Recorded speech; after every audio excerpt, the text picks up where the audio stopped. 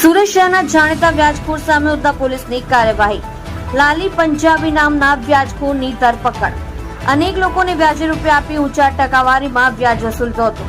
ઉધના પોલીસે વ્યાજનો ગુનો નોંધી તપાસ શરૂ કરી. અગાઉ એક ગુનામાં આગોતરા જામીન લઈને હાજર થયો હતો, પણ ગઈકાલે વધુ એક ગુનો નોંધાતા ઉધના પોલીસે કરી ધરપકડ. ઉધના પોલીસે તેની ઓફિસ સર્ચ કરતા અનેક કોરા ચેક અને ડાયરીઓ મળી આવી હતી.